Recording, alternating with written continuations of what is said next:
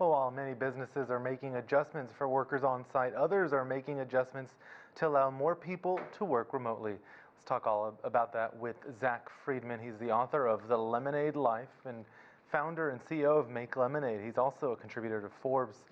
Zack, thanks so much for joining us. We saw there in that report some of the types of companies that are incorporating these changes, perhaps best suited to make the necessary adjustments. I imagine small businesses might not be able to incorporate or afford those, and I'm thinking of some of the meat industry places, places that really attract lower income workers.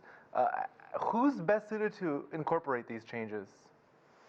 It's a great question. You know, there will be a lot of changes and there will be a cost for each one of those changes. Small businesses in particular will have a bigger challenge. But some of the large companies that can certainly afford it will see a lot of the changes we talked about at the top of the segment. So, you know, potentially wearing masks in the office, erecting barriers so there are more cubicles rather than an open office environment. We may see staggered arrival times and departure times. These things won't work for every single company, right? It will depend on, you know, the cost and how much capital the company has, and certainly if it's in a factory or a plant versus an office setting. So it really will vary by individual company, but we could see a lot of these changes based on cost.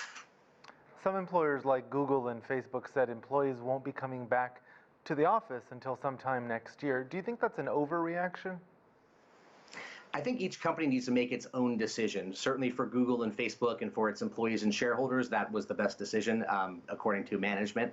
I think each company will make a decision. You know, Microsoft, Amazon, other tech companies have made similar choices to delay the start of work until they feel safe.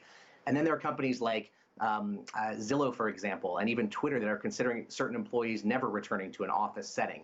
Certainly the essential employees will come back, but I think what we've seen throughout this entire process is that remote work can work effectively, certainly for certain employers.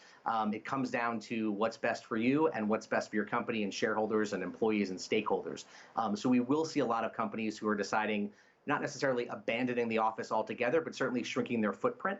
And that will depend across sectors, but each company has to make its own individual decision.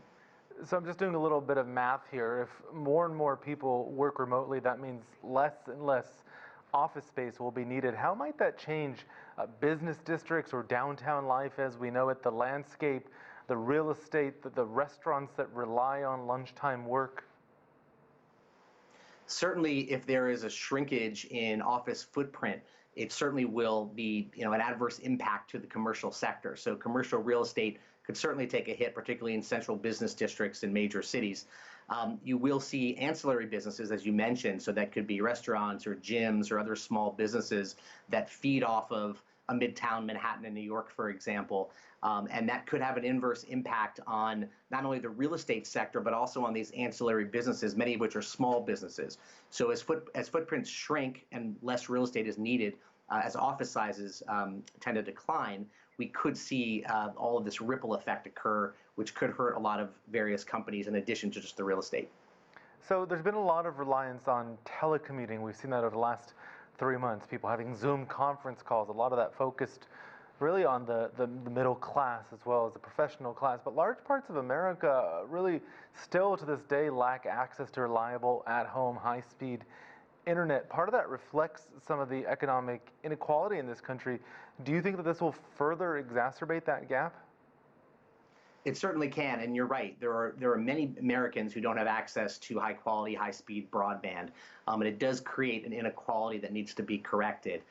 We need everyone in this country to have access to high quality, high speed broadband, and so we need to make investments in infrastructure to ensure that's possible. And so if there is going to be an increase in remote work, and a recent Gallup poll found that 60% of Americans, even when the health restrictions are lifted, would prefer to work remotely, we need to also have a public policy solution that enables, you know, rapid response, access to broadband, so we can level the playing field in all parts of America. Zack, what do you predict will be some of the challenges as at-home work shifts become more permanent features of some jobs? Sure. So again, it'll depend by company, but I think we'll see a couple things. You know, number one is we have more remote work. Monitoring employees will be an issue. So you might see a lot of companies taking security measures to make sure that data is secure. You may see monitoring of employees, whether it's tracking keystrokes, or it's checking productivity and having KPIs so you can measure how productive the workforce is. At the same time, we need to make sure that employees can communicate effectively. Not everyone wants to be working at home away from a collaborative in-person environment. So the question becomes, how do you keep those employees engaged? So if you're a manager or a CEO, how are you connecting with your employees? How are you reaching out to your team? That's really, really important, not just for the work and the productivity and the results, but also to make sure that your employees know that you're there for them. So there's that empathy factor and making sure that you're connected and keeping people motivated. So I think it's going to be a balance between keeping people out of the office and measuring and monitoring productivity, but also making sure that you're connected with your employees and raising that employee morale, because that's also going to contribute to results and the bottom line.